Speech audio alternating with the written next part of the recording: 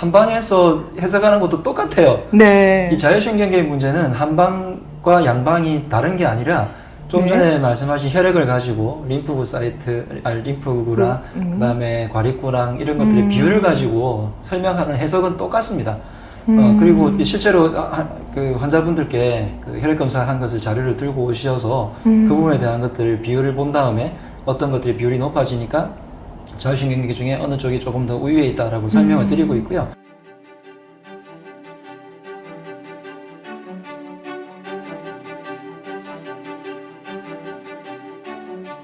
만약에 혈액 검사를 해서 네. 본다 그러면 우리가 네. 제일 간단하게 볼 수 있는 게 백혈구의 비율로 볼 수가 있어요. 백혈구 중 면역세포? 면역세포죠. 네, 백혈구. 네. 백혈구는 5가지 종류가 있거든요. 네. 그 중에서 이제 2가지를 가지고 보는데 과립구. 이거는 외부에서 들어오는 것들을 막아내는 면역세포. 네. 그 다음에 임파구. 네. 이거는 내부에서 고장난 것들을 고치는 면역이에요. 예를 들어서 내가 바이러스가 들어온다, 메르스다. 네. 그러면 이거는 바이러스이기 때문에 임파구가 작동을 하지만 보통 세균 같은 것들이 훨씬 더 많잖아요. 네. 이건 이제 과립구가 작동을 하게 돼요.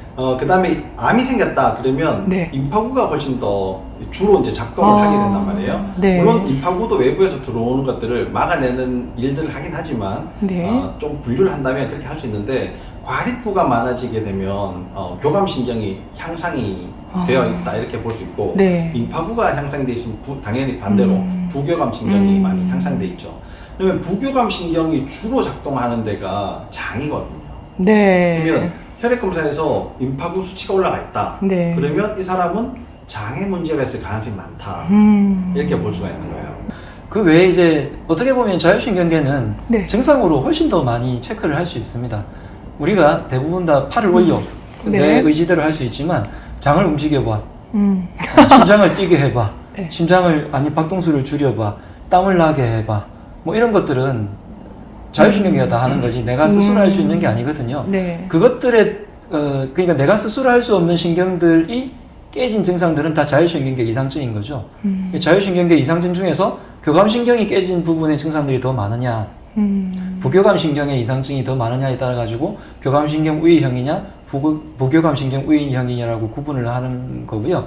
그게 어떻게 보면 더 증상만으로 충분히 알 수 있는데. 그러면 선생님은 그렇죠. 한의를 갔을 때는 측정하는 피검사나 이런 거 없이 일단 아니요, 피검사를 환자의 당연히 면담? 하고요. 예. 피검사 자료는 들고 오시면 당연히 그걸 가지고 보거나 네. 아니면 이분이 그런 것도 없다고 했을 때는 상담을 통해서 그쵸, 캐치하시는 그거는 뭐 거죠? 어디 예. 마찬가지고 네네. 아니면 이제 한의원에서는 간단한 자율신경계 검사 도구들이 있어요. 아까 이제 검사 기계들을 말씀드린 것처럼 네. 채널이 점점 더 많아지고 네. 요즘은 머리에 뒤집어 씌워서 저도 지금 이 기계를 구하려고 엄청 고민 중인데 한국의 대전에서 지금 굉장히 좋은 기계가 있더라고요. 그래서 한의원에 도입을 했어요. 이제 하려고 예. 그래서 계속 컨택 중이고 네. 그분들이랑 이제 저는 외국에 뇌체질 요법이라는 게 있습니다. 네. 뇌에 있는 전두 그 도파민 분비랑 세로토닌 분비, 아세틸콜린 분비 이런 것들의 비율을 가지고 뇌 체질이 어느 쪽으로 가느냐.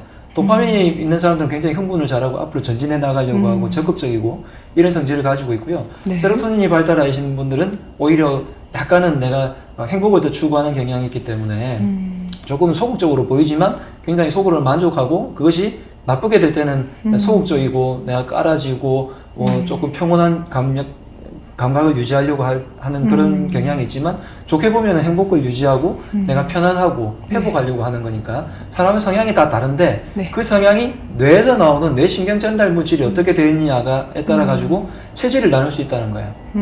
그게 한의학에서 말하는 많은 사람들이 한의학 하면 사상체질을 떠올리는데 사상체질은 사실 한의학의 아주 많은 체질들 중에서 네. 아주 일부분에 불과하거든요. 팔체질 이런 것도 있잖아요. 예, 너무 일부분이에요. 네. 이 수많은 체질 중에서 네. 굳이 언론에서 네 가지로 나누는 게 너무 간단해 보이다 보니까 자꾸 방송에서 다루다 보니까 마치 사상 체질이 한의학의 전 체질인 네. 피하시는 부각되어서, 이유군요. 네. 오히려 더 문제가 일어나죠. 네. 내가 무슨 체질이에요? 이 사람이 그 체질에 안 속할 수도 있단 말이에요. 다른 체질군에 속해서 그 체질로 해석을 해서 치료하는 게 훨씬 더 좋은데 네. 꼭 사상 체질로 사람을 전부 다 분류해야 되는 건 아니죠. 심지어 혈액형도 네. 네 가지 혈액형으로 우리가 대부분 알고 있지만 이 세분화하면 엄청 많은 혈액형이 네, 있거든요. 맞아요. 네. 근데 이것을 네 가지 혈액형으로 나눠가지고 A형은 소심하다, O형은 뭐 단무지다, 뭐 이렇게 얘기하는 것은 너무 일반화되고 좀 의학적으로는 우리가 재미로 할 수는 있어도 그리고 이 맞아요. 재미조차 전 세계에서 일본과 우리나라만 하지 않습니까? 아, 사상 체질도 일본과 우리나라만 하나요? 혈액형 체질, 혈액형으로 나누는 거는 알고 있었는데 사상 그 탈체질 이런 것도 우리나라만 하죠. 그쵸. 네. 그래서 저는 이런 체질도 약간 객관화를 하려면 네. 한의학에서는 지금까지는 성향, 성정, 그러니까 이 사람의 성격 가지고 대부분 다 하는데 네. 그런 성격적인 부분이 오히려 MBTI 검사, 애니어그램 검사, 디스크 검사 이런 성형적인 검사들도 굉장히 많이 발달돼 있고 네. 그것들을 이제 접목시켜야 되지 않냐라고 생각을 하고요. 또 그것도 꼭 네 가지 체질로 나누는 게 아니라 좀 다르게 지금 현대적으로는 한의학이라는 것이 옛날에 있는 고리타분한 게 아니라 지금 조금 전에 원장님께서 말씀하신 게 저 입장에서는 딱 한의학이에요. 어떻게 이 사람을 바라보느냐, 전체적으로 바라보고 해석을 하느냐가 한의학적인 거지 체질을 구분하고 한약을 쓰고 침을 놓고 뜸을 놓는다고 해서 다 한의학이 아니죠. 한의사들도 만약에 항생제를 쓸 수 있다면 이 사람이 한의학적으로 생각했을 때 항생제를 써야 된다면 쓸 수 있어야 되는데 지금 법적으로 막아놨으니까 저는 원장님께 보내겠죠. 어쨌든 지금 이야기가 조금 돌고 돌았는데 네. 다시 자율신경계. 네. 자율신경에서 이 사람이 교감신경 쪽으로 계속 가는 사람이냐 부교감신경 쪽으로 계속 가는 사람이냐를 기계적인 검사로 구분하는 도구들도 많지만 네. 많지만 지금은 오히려 증상들로 구분을 해서 내가 자율신경이 교감신경의 우위냐 부교감신경의 우위냐로 구분을 충분히 할 수 있습니다.